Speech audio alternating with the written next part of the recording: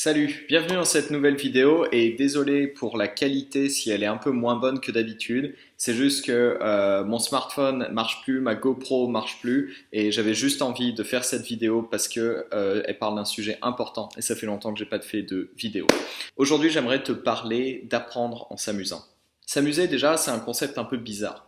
D'un côté, ça veut dire prendre du plaisir à faire une activité, par exemple s'amuser avec des jeux vidéo ou des choses comme ça. Il n'y a pas forcément de plaisir avec le résultat. Et d'un autre côté, ça peut vouloir dire aimer le résultat. Et ça, c'est pas vraiment s'amuser. Mais il y a des gens, par exemple, qui aiment faire de la muscu et ils sont accros, ou alors ils adorent faire du sport, ou alors ils adorent apprendre. Dans ces situations-là, ils s'amusent pas vraiment quand ils font ce qu'ils doivent faire, mais ils aiment beaucoup faire ça parce qu'ils ont des résultats. En fait, je vais te raconter une histoire. C'est l'histoire d'un mec qui veut construire sa maison en s'amusant. Et à côté de chez lui, il a un voisin, et lui, ce voisin-là, il s'en fout un peu de s'amuser. Tout ce qu'il veut, c'est avoir une maison, et c'est ça qui va lui donner du plaisir.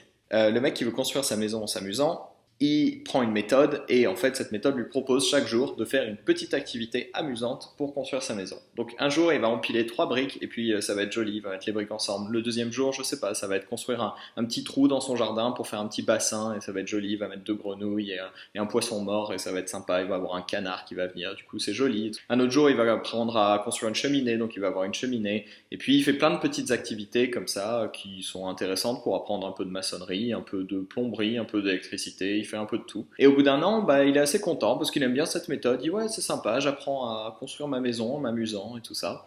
Et puis il se tourne vers son voisin et il se rend compte que son voisin a déjà terminé sa maison. Et même son voisin lui dit ah moi je finis en 3 mois.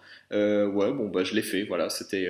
Et il dit ouais mais enfin voilà c'était pas pénible de construire ta maison. Il dit oui si mais maintenant je suis super content, j'ai une maison et je continue à construire des choses parce que mon vrai plaisir c'est de vivre dans ma maison, pas de passer du temps à m'amuser à construire quelque chose. En fait, cette histoire, c'est celle de la plupart des gens qui apprennent les langues. Il y a deux écoles. Tu as ceux qui mettent des efforts pour avoir des résultats et qui trouvent leur plaisir dans le fait de parler une langue, de l'utiliser. Puis tu as ceux qui font mumuse. C'est la plupart d'entre nous, on s'en rend pas toujours compte, mais voilà, on achète une méthode, on achète une autre, on utilise une application, puis c'est sympa, il y a des petits jeux et tout ça, ou alors on joue avec des flashcards, on joue avec des trucs. Ça donne pas forcément de résultats, mais on se donne un peu bonne conscience parce que ça fait quand même plaisir d'avoir l'impression de progresser.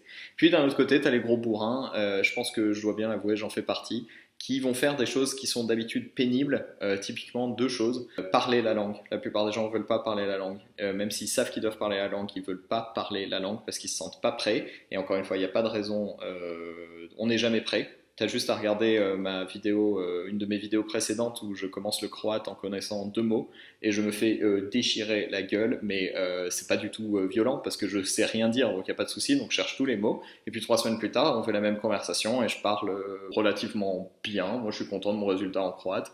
Donc l'idée, c'est ça. Il y a des choses qui donnent des résultats. Et toi, si tu veux apprendre en t'amusant, il faut que tu apprennes à aimer ces activités. Alors évidemment, c'est pas des trucs horribles. Parler avec quelqu'un, ça peut être hyper amusant. Moi, je m'éclate toujours. Dès que je prends des sessions sur italki en turc, à chaque fois, je m'amuse parce que c'est important pour moi de m'amuser dans la langue. Et quand je veux vraiment atteindre des résultats et que je dois passer du temps à mémoriser des choses, mémoriser c'est chiant, hein, c'est rarement très agréable parce que ça demande beaucoup de capacité de cognitive, beaucoup de concentration, il ne faut pas faire autre chose en même temps, il faut typiquement ne pas du tout être distrait, donc. Mais on peut avoir du plaisir et il faut avoir du plaisir. Donc ce que tu peux faire, c'est réfléchir, toi, comment tu peux aimer plus, par exemple, parler. Ça peut être trouver des sujets de conversation qui t'intéressent, même s'ils sont très très basiques pour commencer à parler une langue. Ça peut être trouver un tuteur à qui t'aimes parler.